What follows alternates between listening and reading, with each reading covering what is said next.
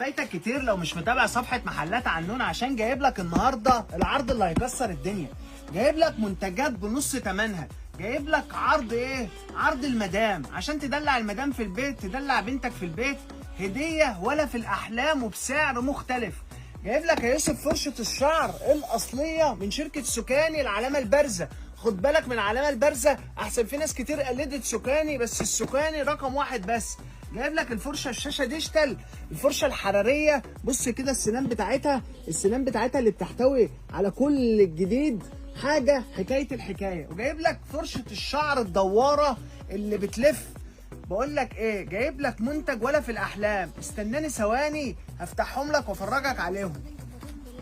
زي ما قلت لك جايب لك فرشه الشعر الدواره اللي حكايتها حكايه. دواره يعني ايه بقى يا يوسف؟ دواره يعني بتلف، مش الفرشه الثابته. بص كده يا باشا، ادي السرعه، ادي 2، ادي 3 سرعات زي ما انت شايف قدامك. بص بقى كمان ايه بقى يا يوسف؟ بتلف شمال ويمين. بص يا باشا، الله اوريجينال. بص يا باشا هتلف الاتجاه التاني. بقول لك ايه، هتخلي شعر المدام حرير. هتمشي على شعرها كده يا باشا، هتعمل لك اشكال ودلع وحركات. وكمان زي ما انت شايف علامة سوكان الأصلية برضو مكتوبة هنا. هتقول لي الفرشة ديت محتاجين نغيرها يا باشا، هتشيلها بالشكل ده كده وتفتح العلبة. بص يا يوسف حتى العلبة عاملة ازاي. بص يا باشا التفاصيل والجمال والحلاوة.